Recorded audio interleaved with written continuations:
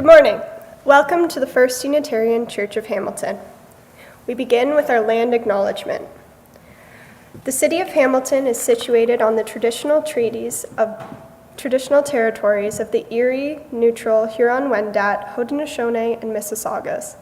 This land is covered by the Dish with One Spoon Wampum Belt Covenant, which was an agreement between the Haudenosaunee and Anishinaabe to share and care for the resources around the Great Lakes. As settlers, we continue to benefit from the land and its resources, and as settlers, we must ask ourselves how or if we have shared and cared for the earth and its gifts.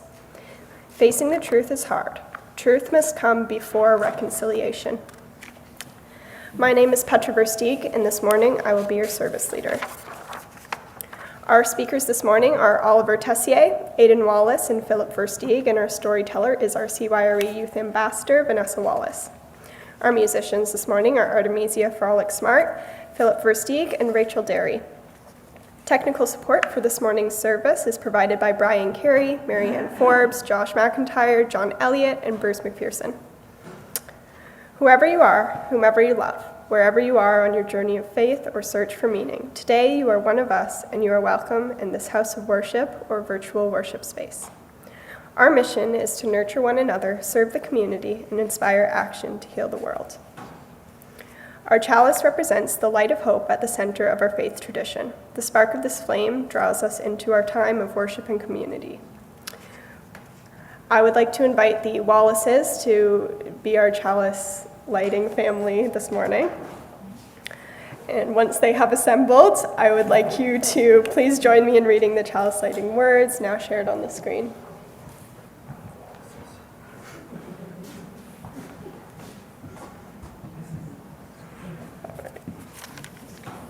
May this flame be our light of friendship and love.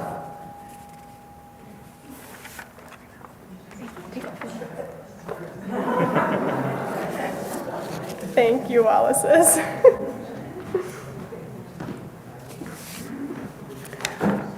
Our service today is Coming of Age 2.0, Youth Reflections on the Pandemic.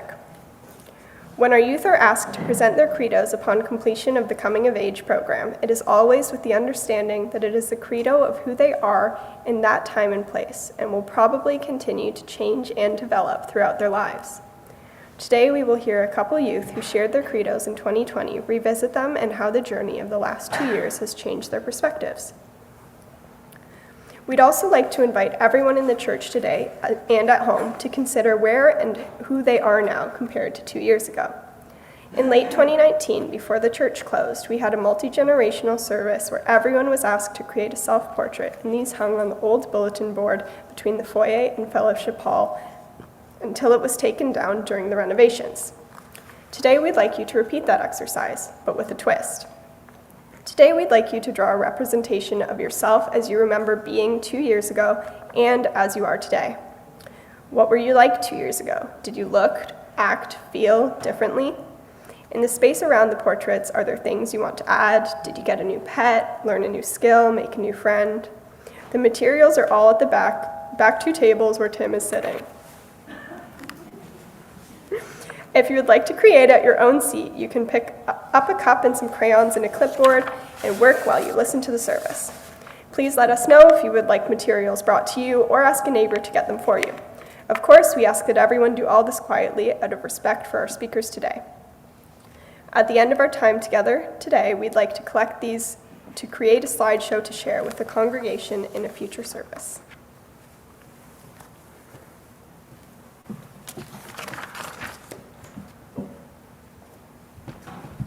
And I'd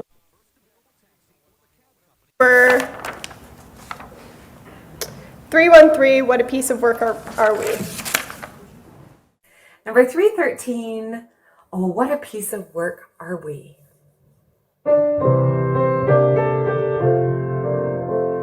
Oh, what a piece of work are we?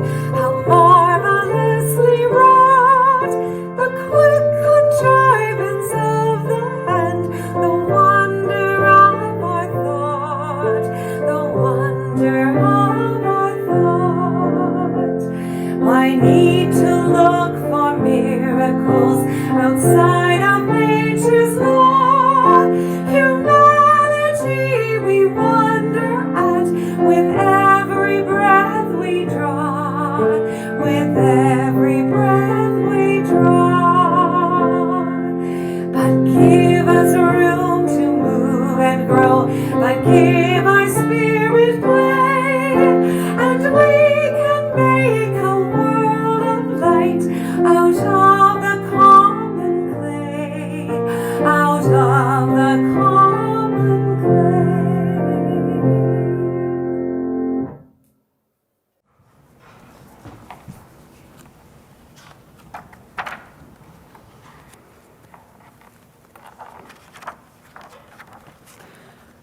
Our book today is I Am Peace by Susan Baird and art by Peter H. Reynolds.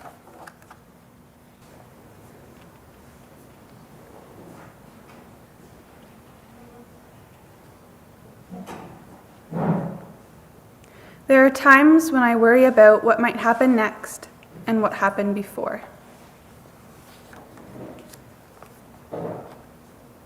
The thoughts in my head are like rushing water, and I feel like a boat with no anchor,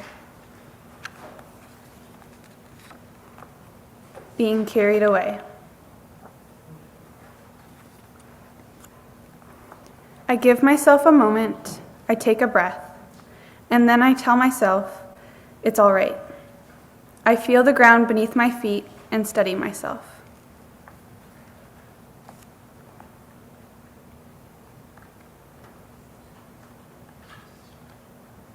And start to notice the here and the now. My thoughts begin to settle, my mind begins to clear. I am peace. I can watch my worries gently pop and disappear. I let things go.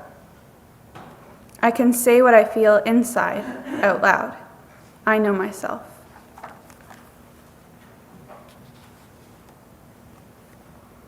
I can share kindness with others. I make a difference.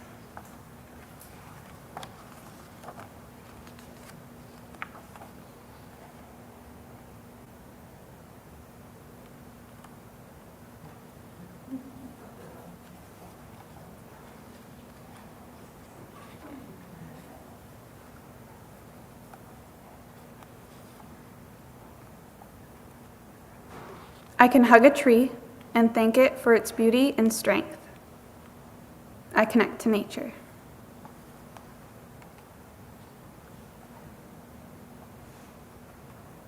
I can watch the clouds make shapes against the sky. I know wonder.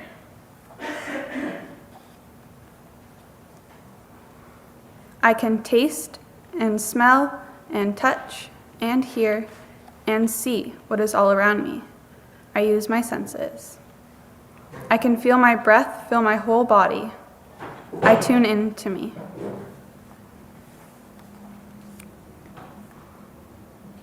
Now the water is still. I have found my anchor and everything is all right.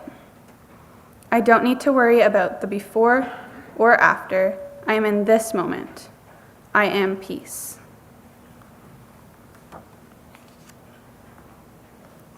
Now, I share my peace with others and hope that it is carried away to those who need it.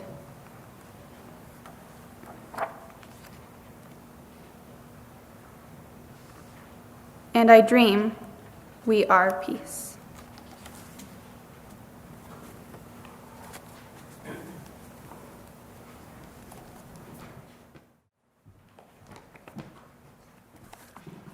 Hi, I'm Oliver.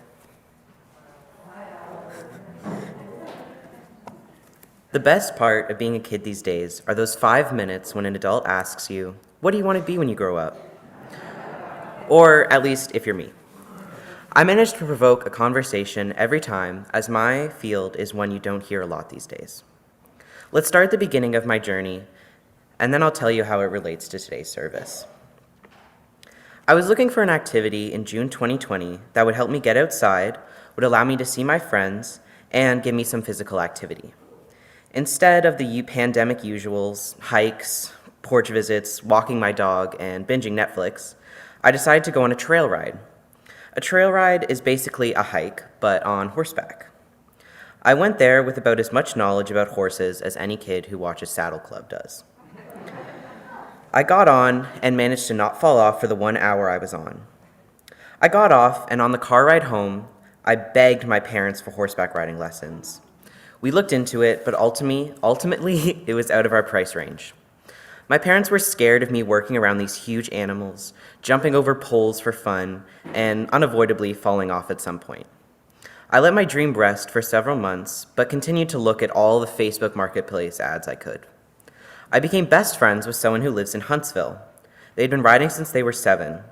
I would go stay with them for weeks over the lockdowns, and we would take trips to their barn. I'd watch their lessons and go around and say hello to all the horses. I was eventually invited to help and groom and tack their horse. I realized that I was good at being around them, and I really enjoyed it. I was persistent with my parents, but the answer continued to be no. I am the most stubborn person I know, but I am also the most adaptive. In my time up in Muskoka, I would send my dad videos of me with all the horses at the barn, photos of me grooming, videos of me leading them, photos of me on the trail rides, until ultimately I found the Kijiji ad in July 2021. A barn was hiring working students and no experience was necessary. I begged my parents, explaining that it was free and the only way to not get hurt was to learn. They caved. I started a week later. At first, I was terrified. These huge animals could easily run me down or hurt me a million different ways. Despite being so scared, I kept at it. I'd worked this hard to get here, and I was certainly not going to give up after a month. I persisted, and after several months, I got the hang of it and was more confident in my skills. I'd learned so much and grown to love these animals more than I thought was possible. They've truly kept me alive, not just surviving during these hard times. I can tell you all about horses and how they helped me find my spirituality, but I think a story will help more. Just as I was writing this, I started working at TEAD, the Equestrian Association for the Disabled. There, I work with horses and humans. I get the horses ready for the lesson and then either lead or sidewalk. I've only led 2 horses in my short time there, Santasia, who we all call Santa, and Willie. On April 19th, I led Willie for the first time. He is a huge horse who looks to be all muscle, and he towered over me. Willie did not like when I had to speed him up and would bite me as a sign of frustration. I eventually admitted I couldn't walk him that day and retreated to a safer position. This was definitely a hit for me. I think all of us can relate to holding ourselves to a high standard that can rarely be reached sometimes. I was beating myself up over having to step down. It seemed like an easy task. Why couldn't I do it? After spending the rest of the lesson wallowing, I had to get Santasia ready for her next lesson. Santa is a very sweet girl, but like most horses, she hates 2 things: her feet being touched and her stomach being touched. I was preparing for the inevitable attempted bite to my behind as I picked up her first foot, when nothing came. She let me pick up and clean every single hoof without complaint. Next, I had to put on her saddle and do up her girth. A girth is like a belt, and it can be uncomfortable to put on, as it sits quite tight on their chest. I prepared myself for her to be difficult, but she just kept looking forward. We got through our lesson beautifully. She moved when I asked her, stopped when I did. It felt as if we were synchronized, a partnership. I know that this could have been a huge coincidence, but I choose to look at it as a sign of divinity. Just like some humans, horses can recognize and read emotions. They have preferences for their people, they form bonds with special people, and they like their space. I like to think that Santasia knew I was having a hard day and gave me the comfort she knew she could provide. She let me work with her, she let me pet her. She was exactly what I needed. And while this all seems crazy, it's happened more times than I can count. When I started that job in 2021, I did not think this would draw me closer to the church, but it certainly has. It's given me insight into the 7 principles, but in practice. It's one thing to hear that everything has inherent worth and dignity, but it's another to have a giant 1,200-pound creature show you that they feel that too. These animals have shown me that the 7 principles exist in life naturally, not just in our minds. Now, how does this connect to the pandemic? To be honest with you, I don't know. I guess I wanted to tell you all about horses. I'm kidding, of course. I think that for me, the pandemic gave me time and space to learn about myself. It was hard to think about the pandemic and what things came out of it that weren't anxiety and loss. But I thought about how I got myself through everything. While the obvious answer was Netflix, my dog, and social media, I think that my spiritual journey gave me a reason to keep going, not just a distraction from the world. I never got how religion or spirituality provided comfort to people until I achieved it. While it is difficult to look at the past 2 years without a sense of despair, we must acknowledge the good parts. So, I hope that if you haven't found your moment of peace and gratitude to the pandemic, you are not discouraged. Try new things. Maybe I've even convinced you to try horses. I know that each and every one of you has a purpose in this life, and I urge you to take the time to find yourself and what helps you live, not just survive.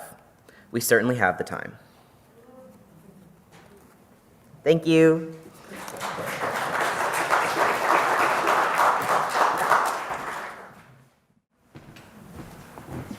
Thank you, Oliver. That was lovely. Our offering is a reminder of the spirit of generosity that is at the heart of our religious community. In sharing our financial resources, we ensure the continued existence of our church. Your financial contributions are appreciated and make a difference. We thank you for giving as generously as you are able.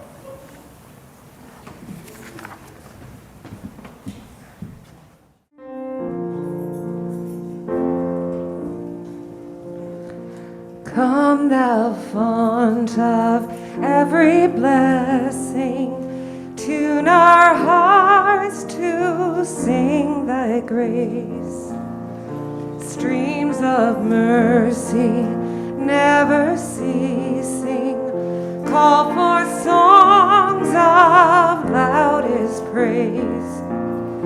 While the hope of life's perfection fills our hearts with joy and love, teach us ever to be faithful.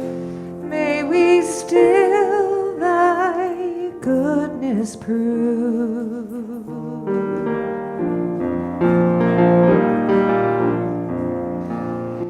Come, thou font of every vision, lift our eyes to what may come. See the lion and the young lamb dwell together in the home. Hear the cries of war fall silent.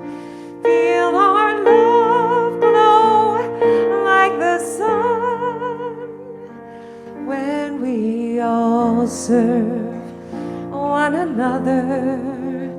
Then our heaven is begun.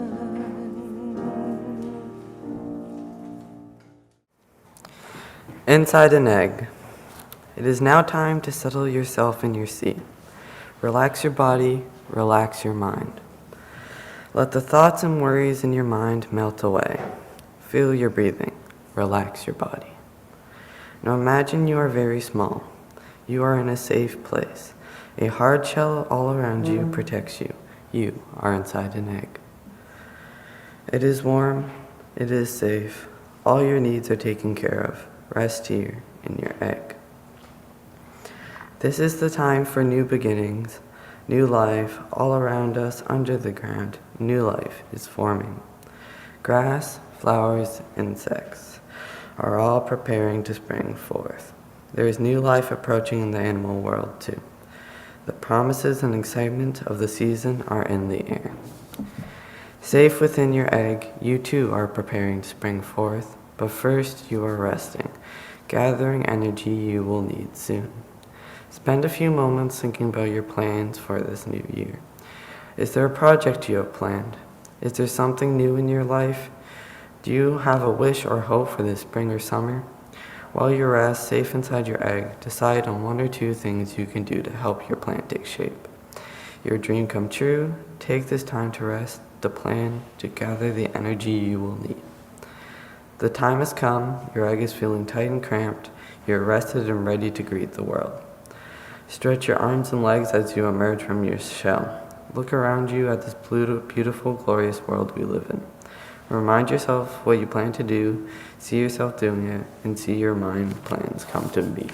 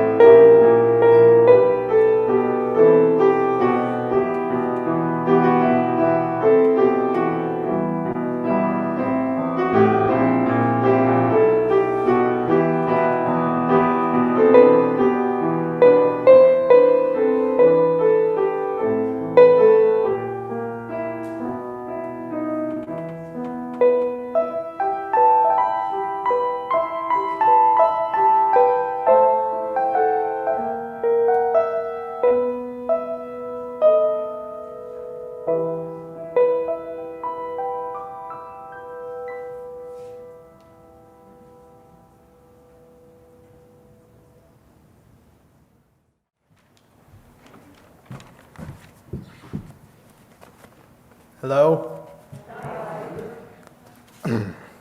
I'm Philip Versteeg. I'm doing the second reflection. I'd love to come up here and say that quarantine was a blessing in disguise, or that it somehow magically made me a stronger person. I'd even prefer to come up here and declare that it was a terrific struggle, or that the fact that I made it through was a miracle. Obviously no such thing is true. At the start of it all, it seemed that the world had simply stopped. Everything was closed, everyone was stuck. After a little time had passed, however, we adapted. And it felt like there couldn't have been a better time in history for this to have happened. We had Zoom and texting and Amazon. But at the same time, it was kind of terrible timing. With cruise ships and anti-vaxxers and this huge normalization of overseas vacationing.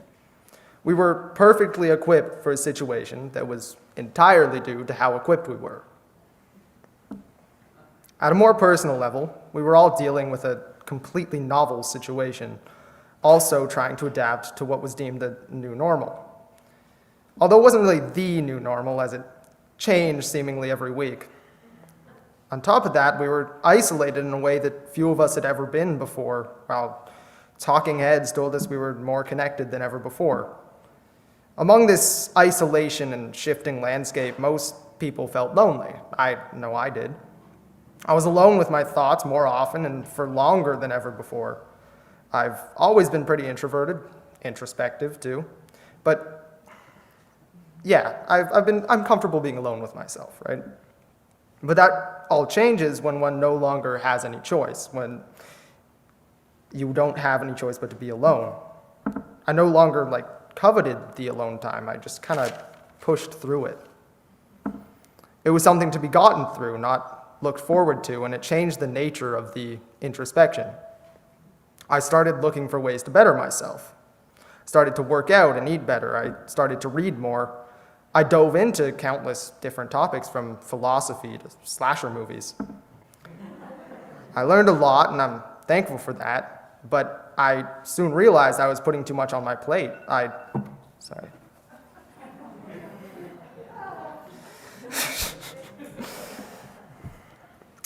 I got burnt out, and I spent a week in bed, just sleeping, going to school on my phone, then scrolling through my phone, and occasionally getting out to eat.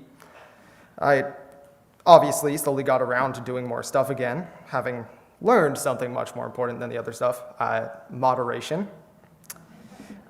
This is all to say that quarantine was complicated. I'm not sure if I came out the other side a better person. I'm fairly sure that I didn't come out of it a worse person. But where does that leave me? I'm more calloused, a little more fit, read a lot more novels, watched a lot more movies. But who's to say all that wouldn't have happened without quarantine? I think it would have. So what did I gain from quarantine, apart from loneliness and stunted social skills? I don't know. I guess it was the same stuff I would have gotten these past 3 years despite it, and moderation.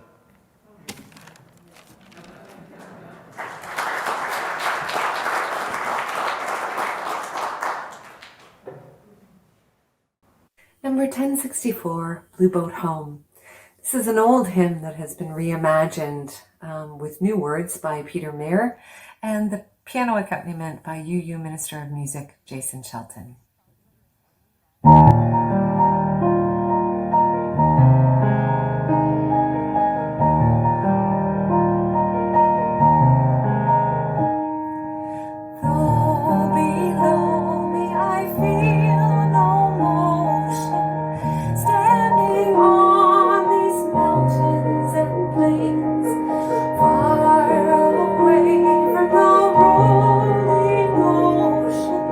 Still my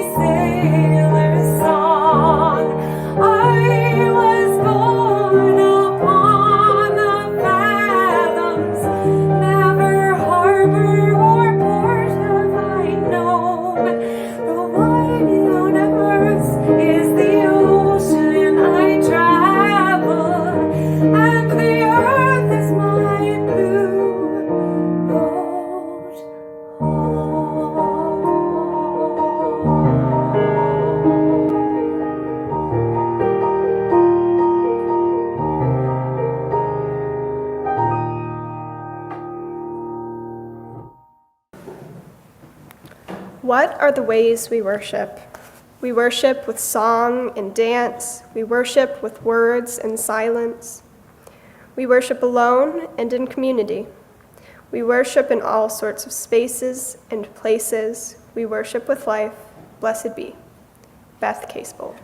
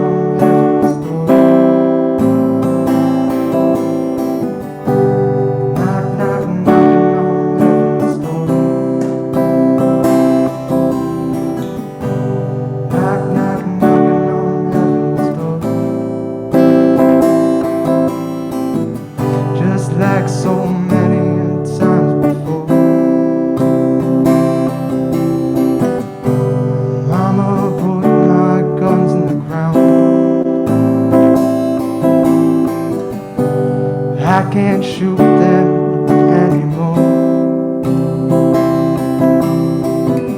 That long black cloud is coming down. I feel I'm knocking on heaven's door. Knock, knock, knocking on heaven's door. Knock, knock, knocking on heaven's door. Knock, knock, knocking on heaven's door. Just like so many times before. Knock, knock, knocking on heaven's door. Knock, knock, knocking on heaven's door. Knock, knock, knocking on heaven's door. Just like so many